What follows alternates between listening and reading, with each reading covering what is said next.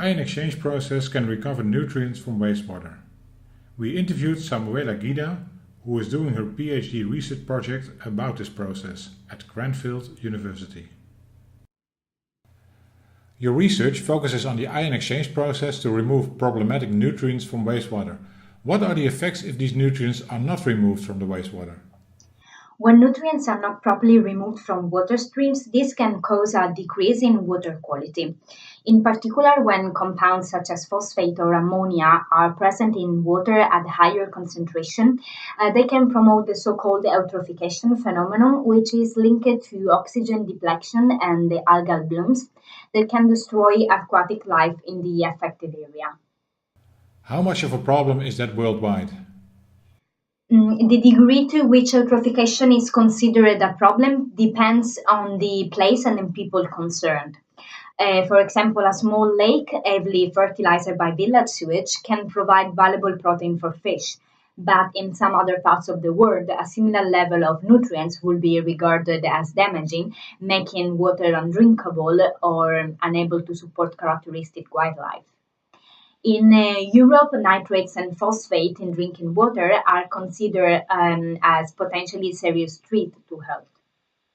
In sensitive area, which are areas that are more subjected to eutrophication, algal blooms can reduce dissolved oxygen in water bodies, restricting the ability of the living organism to breathe. What are the expected benefits of the ion exchange process compared to other existing technologies? In existing wastewater treatment technology, nutrients are commonly removed by a combination of biological and chemical processes, but they offer very limited option for achieving very tight consent as well as nutrient recovery.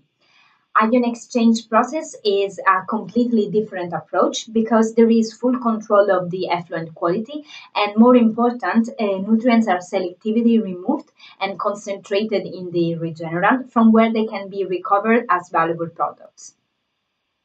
Experiment performed here in Cranfield focus on nutrients recovery.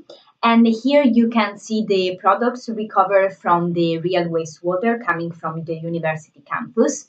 Calcium phosphate obtained after the phosphorus removal from the wastewater, and ammonium sulfate obtained after the ammonia removal.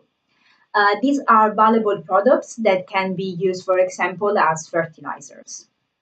Has the technology already been tested in the lab?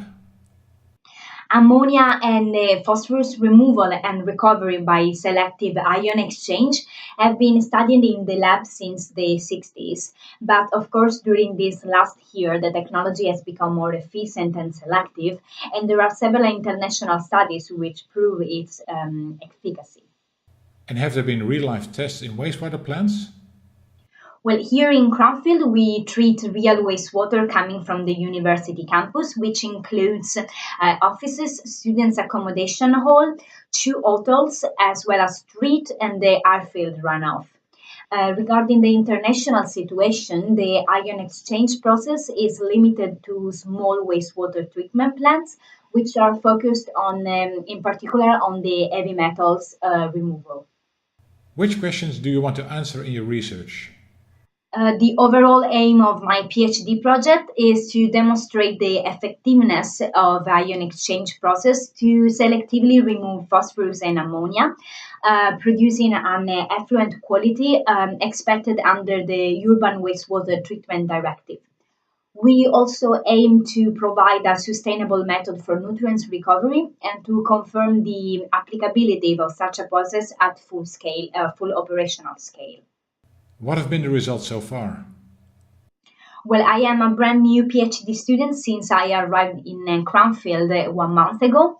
But what I have done so far is collecting all the data from previous studies and from the literature to set up my own experiment, which will include a pilot scale experiment as well as column experiments to assess which are the variables that could affect the process. But I'm looking forward to obtain some good results.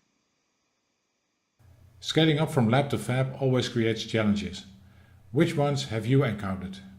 Yes, scaling up from lab to full scale, we require, of course, an economic assessment of the process. And one of the challenges will be the full recovery of nutrients to ensure the process will be economically feasible.